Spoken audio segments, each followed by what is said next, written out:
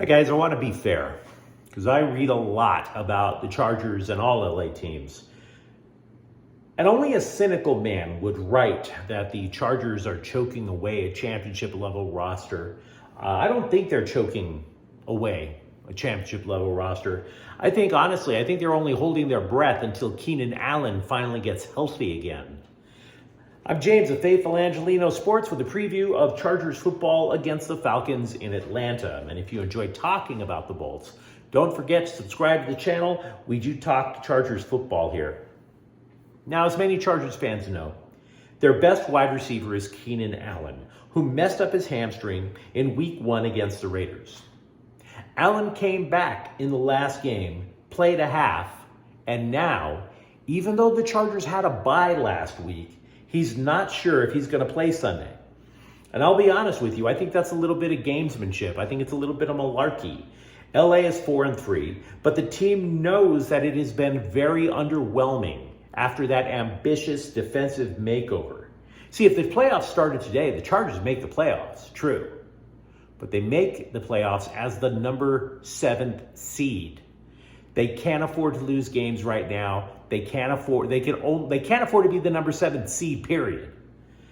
And meantime, you could also say that they're just one game behind division-leading Kansas City. So because of that, I put those things together and I say it is essential for Allen to play. And if you're not convinced yet, consider another factoid. If Keenan Allen does not play, the Chargers will not have their top 3 wide receivers playing on Sunday. Their starters instead would be DeAndre Carter, Michael Bandy, and Jason Moore. So it's extremely important. I believe the coaching staff of the Chargers is doing everything they can to convince Allen to suit up. I think the entire training staff is doing everything it can to make sure Allen can run. And the primary reason for that is because Atlanta has the league's worst pass defense.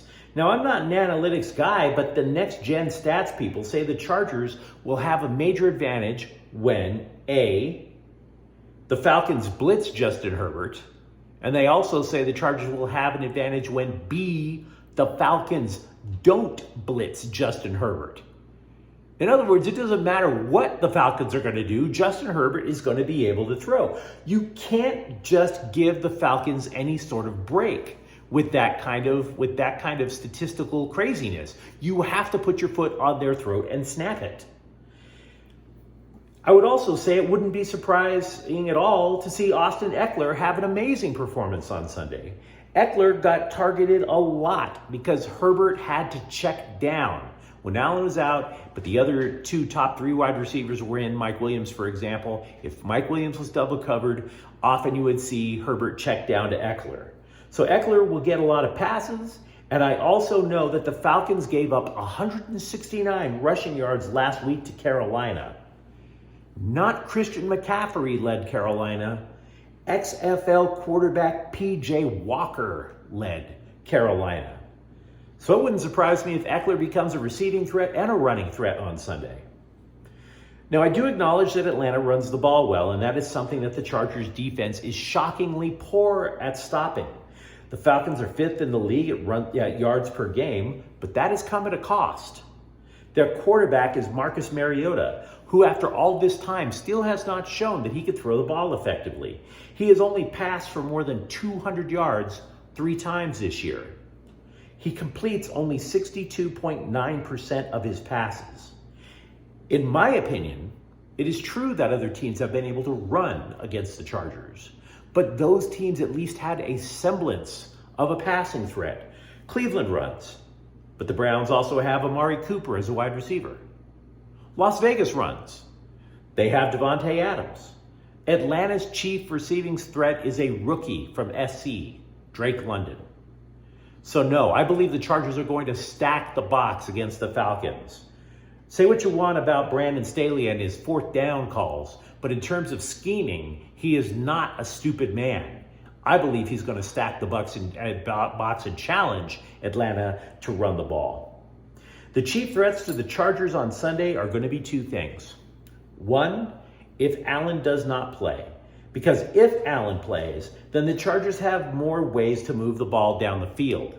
If Allen, and meanwhile, Atlanta on the other side is one-dimensional. All run, no pass. The Chargers need that extra dimension. The second thing working in Atlanta's favor, the early start. West Coast teams tend to start sluggishly with a 10 a.m. kickoff. Now, if Atlanta builds a big lead in the first half, then yeah, you could argue that the Falcons are in position to win. But even with that assumed large lead, Herbert's going to throw and theoretically have a chance to rally the troops.